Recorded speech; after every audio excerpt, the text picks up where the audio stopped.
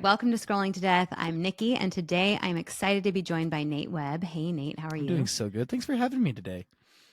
Of course, you're always fun to talk to and easy. Oh, I appreciate that. I guess comes with the territory of being a counselor. I hope I'm easy to talk to.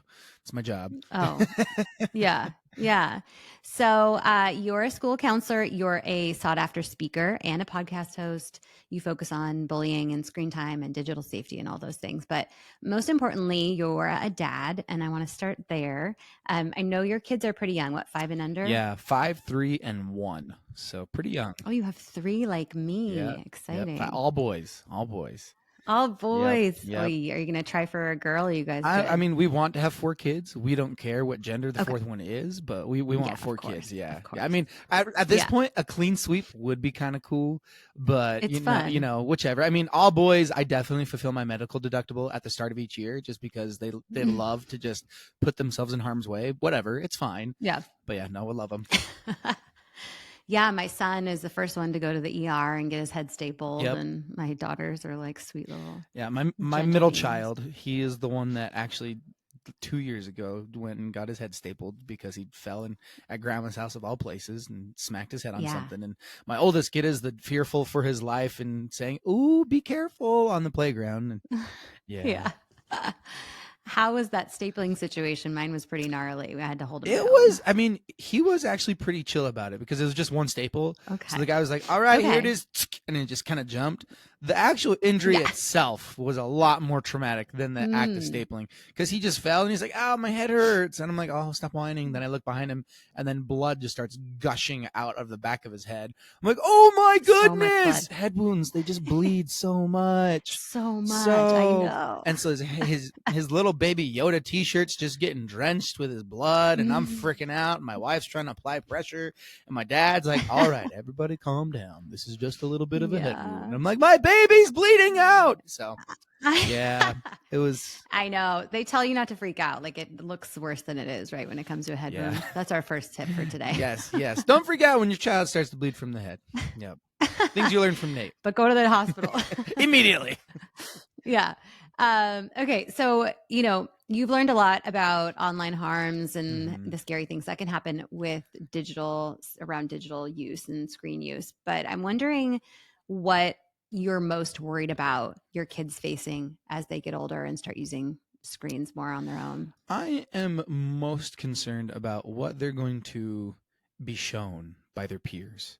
Right now, Yeah. in the Good one. age of in the state of Utah, particularly across the nation, the Mm-hmm. average age of exposure to pornography right now is sitting about 10, 11 years old. In the state of Utah, Mm-hmm. it's sitting about 9 years old, and it usually Oh, happens on the God. school bus, and it usually happens on a peer's iPad or smart device of some sort. And so that's probably my biggest concern is, how early on are my kids going to be shown something inappropriate, something that, they know is wrong.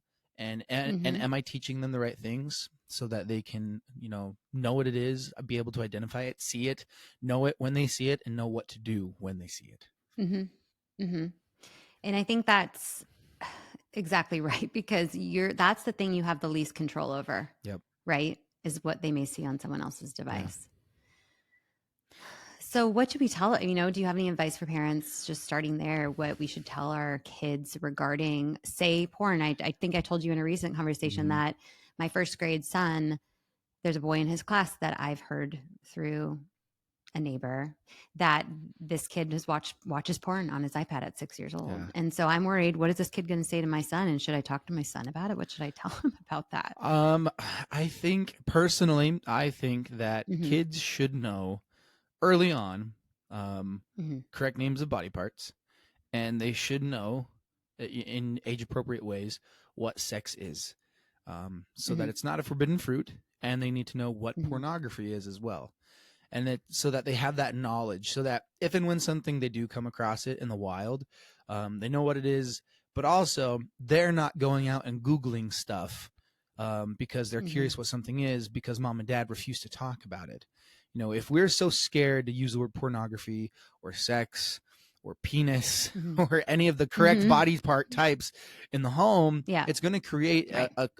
an attitude of forbidden fruit of, well, we shouldn't talk Mm-hmm. about this. And as soon as something is Mm-hmm. forbidden, kids want it so much.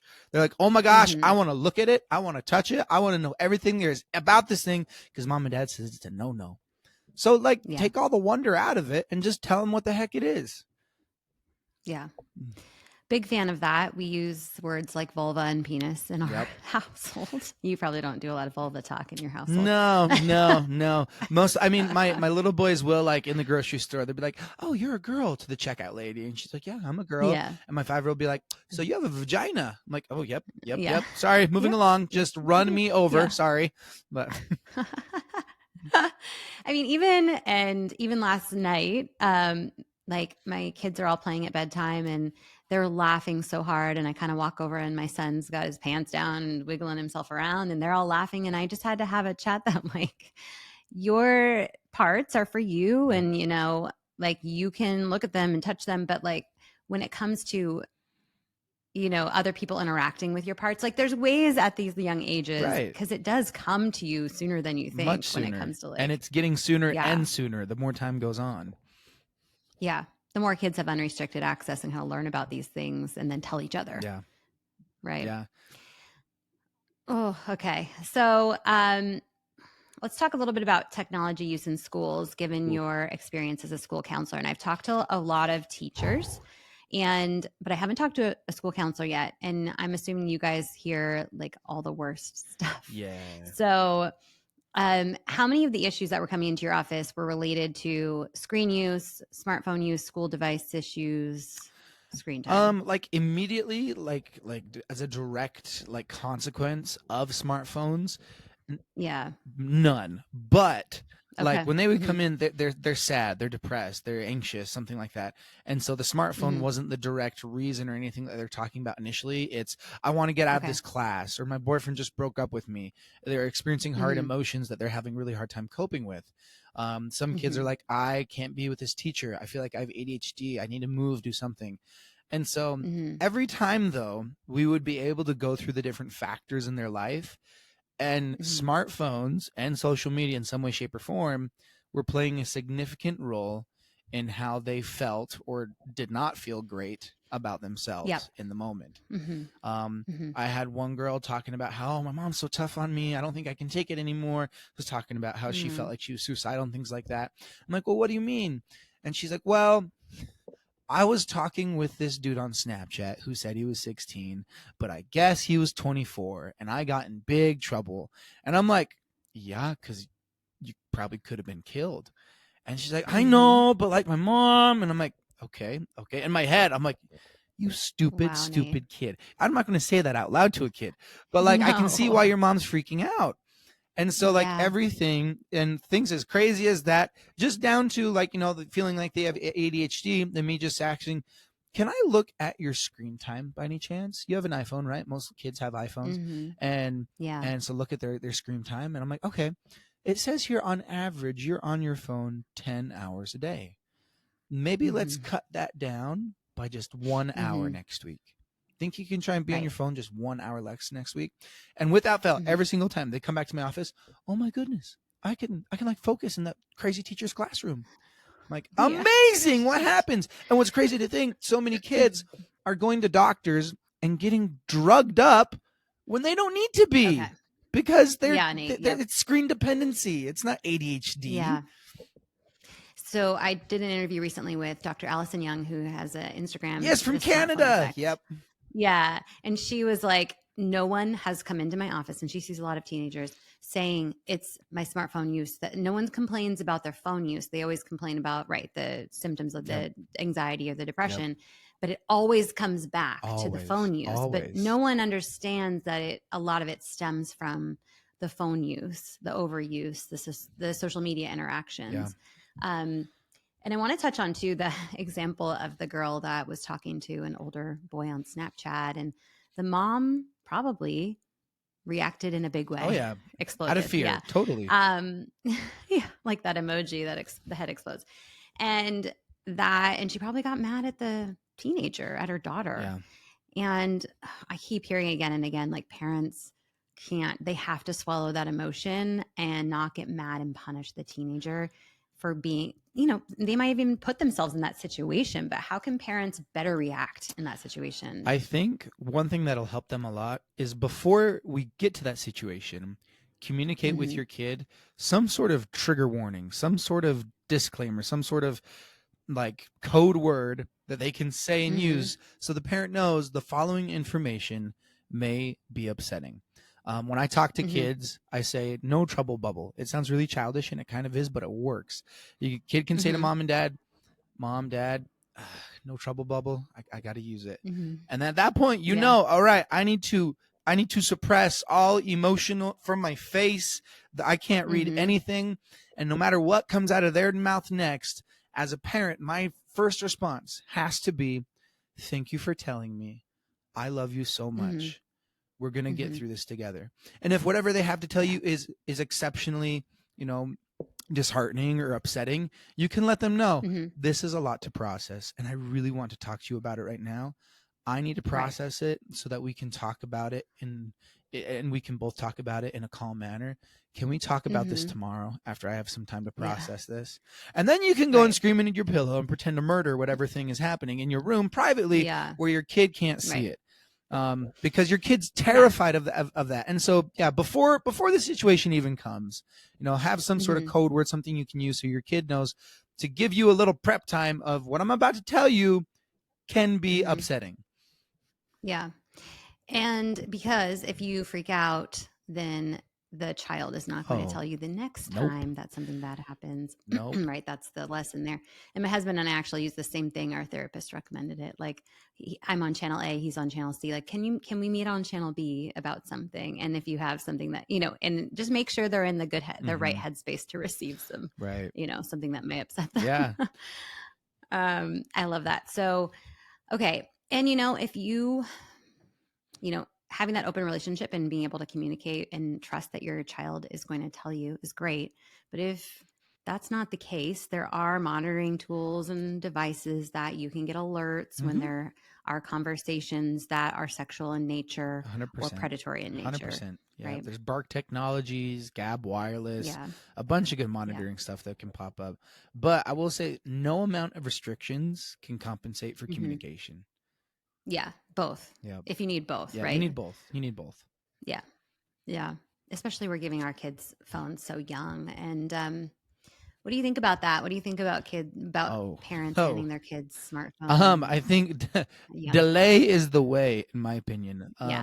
So, kids are getting phones younger and younger. And oftentimes when they first get a phone, it's not because the parent wants them to be on social media. It's not because the kid wants to be on social media. Oftentimes it's because the kid is in some sort of travel sport or something, and they need to communicate with mom and dad when they get home. They need a ride home. They need to be able to call mom and dad. And so, from the ages of, some people say 6 to 12, I don't know any 6-year-old that is that competitive that they are not driving with their parents. Or a trusted adult that has a phone. And so I'm like, but as they get older, like 8, 9, 10, if they need a personal device, cool. Get them a dumb phone or a Gab phone or one of the kids' safe phones. Get them a personal device that does the things you want it to do and nothing else. So many parents are giving their kids supercomputers and their little brains that are not even fully developed. Of course, they're not going to be able to make good decisions 100% of the time. We can't even make good decisions 100% of the time. And we're the adults. And we're going to expect them to? No. Right. That's not going to work out. No. Yeah. And I know we all have old iPhones sitting around, but iPhone doesn't do a good job of protecting our kids. No. iPhones were created for adults. I could say this 1,000 times, and I still feel like people will argue with me on Instagram about how they've set it up, all the parental controls on their iPhone. No. And it's amazing. And it's not. No, it's not. Do you agree? It's not. iPhones were created for adults, and the parental settings, the new ones have come out with lots of parental settings, but they're under layers of settings. It's not readily available. You have to be really tech savvy to get to them, which is really ironic because iPhone markets itself as the phone that the non-tech savvy person can use, the easy operating system. That's what they always use against Android because they feel like Android's more complicated. So they say, we're easier to use, but your parental controls are so much harder to navigate. And so that's why I'm like, no. And yes, sure, you could dumb it up as much as you want. And your kid is going to undumb it up behind your back. Yeah. Smart it up. Yeah, they will go behind your back, make it a smartphone again, turn it back into a dumb phone while you're not looking before you even know Yep. what's going on. Yes. Yep. I mean, it happens all the time. Um, and when it comes to social media use, back to that, Oh yeah, the minimum age for most of the platforms is 13. 13. And so I think a lot of parents are like, okay, they know what they're doing. These companies, if 13 is the age they say, then it must be 13. Do you feel like 13 is too Oh, young for absolutely. general Absolutely. For kids? general. Yeah. I mean, I do understand. Okay, 13, 14, 15, you start becoming part of different groups that they use different apps to communicate, like Remind, Mm-hmm. and sometimes they use their club information is on Instagram, things like that. So I can understand the Mm-hmm. child wants to get those accounts to want to be able to communicate with their team. And to a certain Mm-hmm. degree, I'm okay with that. Here's the only way I'm okay with that. It's on your phone, mom and dad. Yes, your child can Right. have a social media account on your phone. So Yep. anytime that they get on that social media account, it is on your phone. And that way, Monitored. whenever they're getting on, you're right there. You're there to supervise. Yeah. So if anything does Mm-hmm. come up, and things will come up, when they do come up, Mm-hmm. you'll be able to talk about it. You'll be able to go, talk to each other about it. You'll be able to turn into a teaching opportunity instead of it Mm-hmm. turning into, secrets and things like that. You know, Yeah. Nate, I love that. And not too many people talk about that first account that you set up for your kids. And it should be one. Don't set them up for multiple yeah, or let them set up for no, sign up for all the accounts at once. Choose one that you're going to ease them into. And then I love that. Do it on your phone, the hmm parent. Then when they're using it, it's structured or it's monitored time.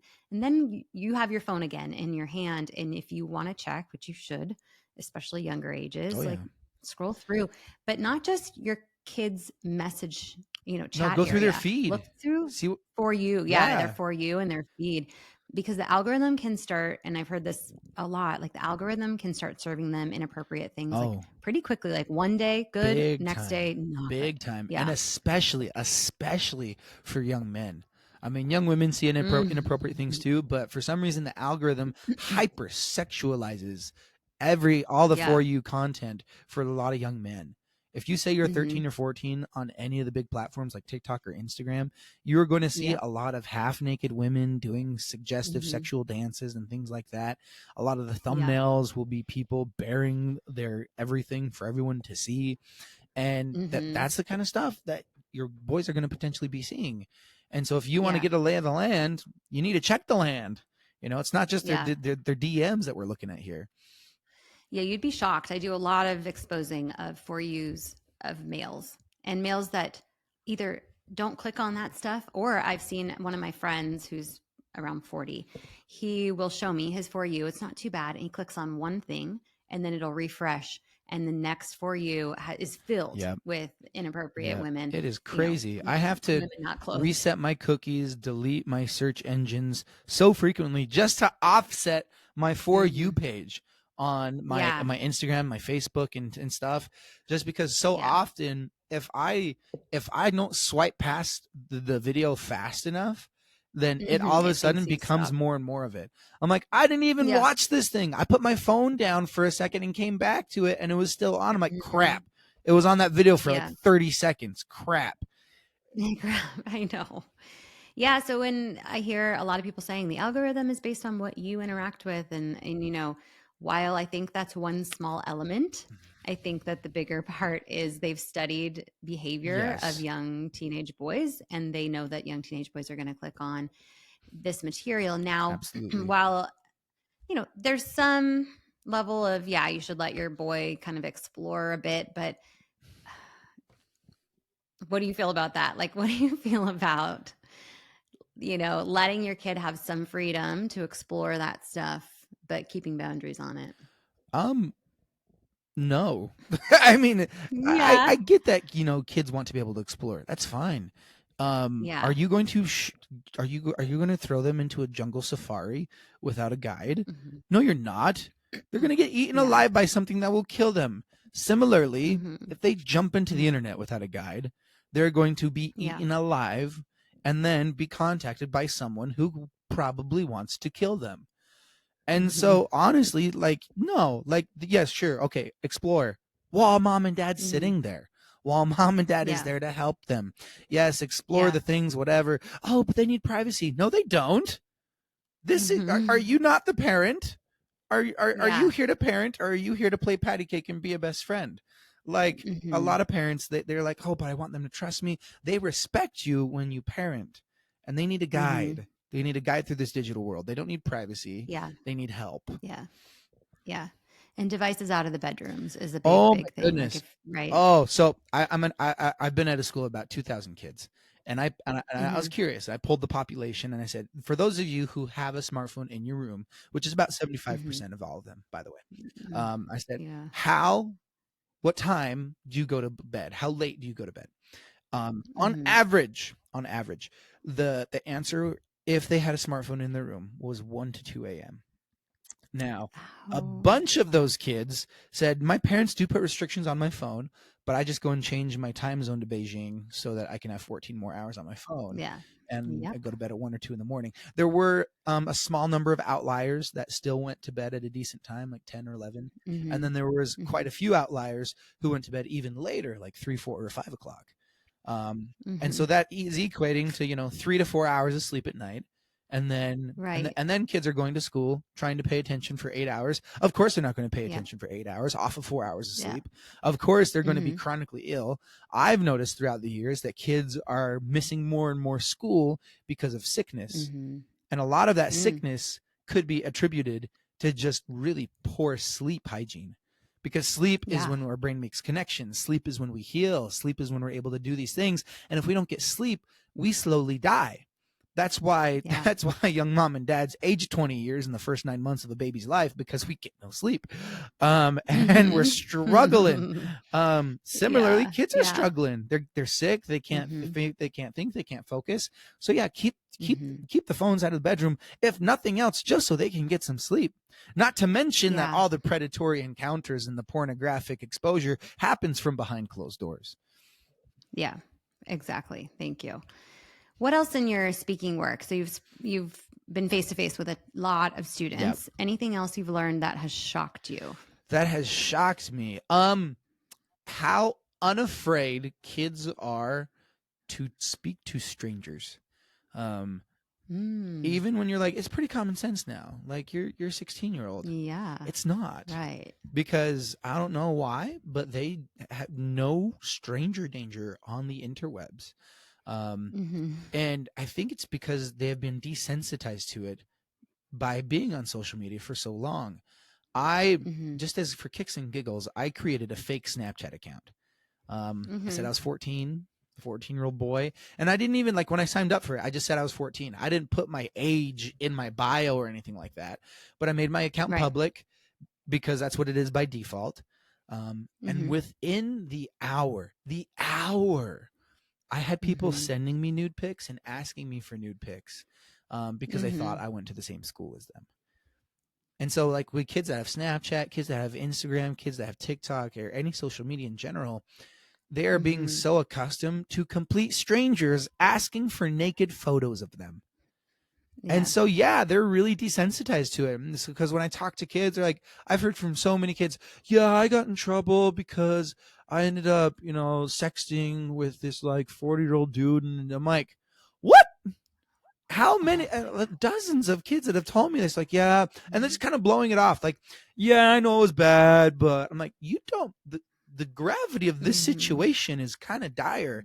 And, Yeah. and when I give my parent nights, I really have a lot of urgency when I talk about it, because I'm like, guys, this is happening more and more frequent than you guys Mhm. realize. And it's Yeah. scary because that's not even a slippery slope. That's just jumping off the cliff, going straight Yeah. into talking to a stranger on the internet and exchanging naked photos with them. Yeah. Which is called sex. Well, what's happening is the kids are getting Yeah, sextorted. because they're going to use those And photos to say, I want money. And yeah. if you'll give me money, then I'm Yeah. going to sell the photos to everyone you love. Yes, and there's a sextortion ring of hundreds of young men in Africa called the Yahoo Boys who are doing this. Yep. It's mainly coming from them, but there's lots of pockets of it. But boys are getting targeted here in Canada and US, UK, getting targeted by a young girl, cute girl, Mm-hmm. like let's send nude images. The boy does, and then man in Africa says, okay, no, now I'm going to share this with all of your friends and family Yep. if you don't give me however much money. If the kid pays, they still ask for more. Yep. They like Enough keep is never pushing. enough. They And blackmail them for no. years. And they will share the photo. A lot of people are Oh, like, yeah. they won't do it, but they will. And kids are dying by suicide because of this situation. Yeah. A lot of kids, because a lot of times the kids will refuse and say, I can't do that. I can't do that. And the guy's like, all right, well, you should just go kill yourself because I'm going to kill your family unless you do. I know. They encourage them. I know. Yeah. It's horrible. And I report on this a lot. And parents have to talk to unfortunately, you have to talk to your young sons and daughters, but mostly sons, about this issue. But the talking to strangers thing is interesting. And I keep hearing stories in schools of students getting access to talk to strangers on school issued devices. Did you have any of that happening when you were working in schools? There is an individual, a student who had no devices except for her school Chromebook. And she has special needs. She's not so severe that she's nonverbal or anything, but she has some special needs. She's on the autism spectrum, and so a lot of those boundaries are blurred and things like that. And through her school issued device, she came into contact with a man that started to initiate sexual conversations with her, that got her to believe that her mother was oppressing her, and so they made plans to murder her mother. And the guy had given her coordinates to meet up with him, and he would bring the shovel and the murder weapon. Oh my God. And yeah, that was pretty scary. On a school device. On a school device. How did it get caught?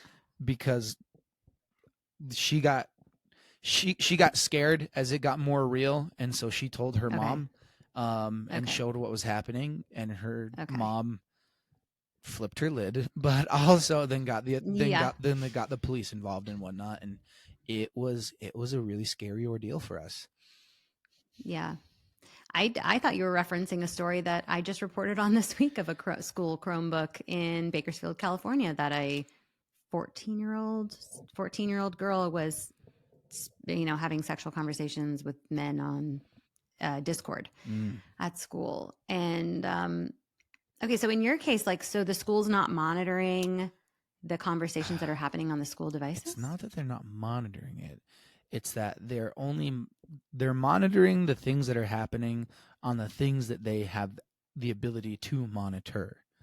And the kids are finding the loopholes to get to the blind spots of the device. Right. So it's not really any fault to the district. They're trying to put on the controls that they can. They're trying to make things safe as much as they think they can.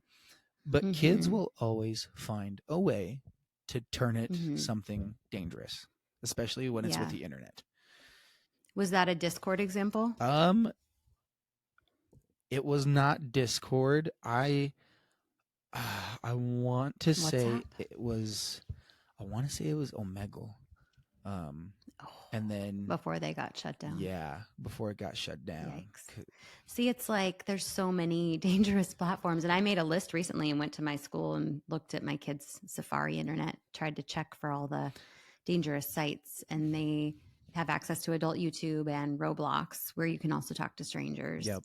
And, but we can't just be reactionary when it comes to this stuff, And that's why the conversations come in, the communication with your kids come in. The restrictions are great, but no amount of restrictions will compensate for communication. And honestly, sometimes communication is more productive, and it's better than restrictions, because communicating about something instead of fearing something takes the power away from that thing. You talk about pornography, it takes the power away from pornography. You talk about online predators, it takes the power away from online predators, because it arms your child with the knowledge of those things. And they no longer want to go engage in those dangerous activities, because they know about the dangerous things that could be waiting for them on the other side. And so starting those conversations early and often, so that when something comes up, not if, when something comes up, they know what to do. They're not scared. And they know to tell you when it happens. Right. Like, hey, this happened. Right. Here's what I did, but I still know that I need to tell you. And that them telling you is going to boil down to how you have been reacting to all the stupid little stuff they do their entire life. If you can't keep your cool with the small stuff, why are they going to trust you with the big stuff? And they test you. They will test you, not just like test your patience like a little kid does. They'll go out and come up with hypothetical situations of friends. They'll be like, hey, did you hear that Johnny cheated on his test this week? That's pretty wild, right? And then we'll be like, oh my gosh, I know Johnny's parents. Johnny knows better. If that were you, you'd never see the light of day again. And you're thinking, well, I want to see the light of day, so I'm never going to tell you about anything that might go down. And so we really got to be conscious of the way we react, the way we talk to our kids about these situations, because it can really determine how open they're going to be with us in the future. Yeah.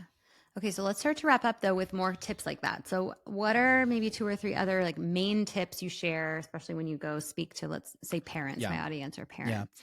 Yeah. So no device in the bedroom. That's a really, really big one. Another big one is that devices have a bedtime, and so does the Wi-Fi. And they all should charge in a central location. The kitchen is a great place for that because there's a bajillion outlets in the kitchen for no good reason except to charge your devices. So then you have an opportunity to go look through them, but also the device is no longer in the bedroom. Another big one that helps is having device-free zones in the home. Kids are struggling right now to cope with uncomfortable emotions because they struggle to communicate. And so they learn to communicate in the home. When we're at dinner, often known as family fight night, the kids pester each other, they whine, we snap, whatever it might be, but they're learning, problem solving things right then. They're learning conflict resolution. They're learning how to communicate. And so having different device-free zones within the home. I like the living room a lot because that's where you can talk to each other. Nothing drives me more nuts when I walk into a room and people are all on their phones, laughing, looking at each other, not even saying a word. We're back to caveman grunts. And I'm like, guys, just put them away. Just talk to each other. And so just having those simple device-free zones in the house, the kitchen, the living room, the bedroom, so that kids can learn how to communicate. I have a buddy here in town. He's kind of messed up, but he's hilarious. He has a teen and a tween. He has like a 13-year-old and a 10-year-old. And when he goes shopping at Walmart, he will gather up everything and he'll make sure to go to a cash register with a cashier at it, with a person at it. And he will conveniently forget a dairy item, milk or something. And then he'll leave the kids there and walk to the back of the store, go get it, and walk back. As a line is starting and everyone's staring at those kids, they're starting to feel those uncomfortable emotions, and they're learning how to cope with them as well. And so that's the other thing I tell parents: let your kids feel some crappy emotions. Let them feel some uncomfortable emotions so they can learn how to cope. They can learn how to communicate so that they are resilient, because that's what we're wanting to build, resiliency in this tech-heavy world. And I love the device-free zones. And one thing we just implemented is my husband and I, and this is kind of the opposite of no phones in the bedroom, but we leave our phones in the bedroom when the kids are home. So we don't carry them around the house. We come and check here and there because if someone called us or we need to check an email. But I mean, during the workday, they're all at an age where they're at school. So when they're home, they just don't see our devices anymore. And we told them about it and got them excited about it. And we asked them how it's been going and how they like it. And they've given us good feedback on it. So that's awesome. Like mirroring that behavior, right, for your kids and from a young age before they even have devices. Because if I expect them to move through the house without their device and not have it attached to them, then I can't have it attached to me. Exactly. And there's so many wonderful things that like Amazon has that we can get. So like there's a charging station. It's like a wooden slat with a bunch of different slats and like different USB ports, and you can just it's a charging station. Just put your phones in the wooden slats and then chill there. They're $20. Super simple, easy way for phones to gather in a central space. It's not that difficult to do. No. We just got to go and do it. Yeah, and there's a more expensive option called ARO, A-R-O, and it's a dock as well, and the phones plug in, and they have an app. So you sign up for the app, and it like tracks how long your phone has been in there. And you get points. And so you can compare with your family members, which is something I'll probably do when the kids are teenagers and have their own devices. Gamify it a little bit, make it fun.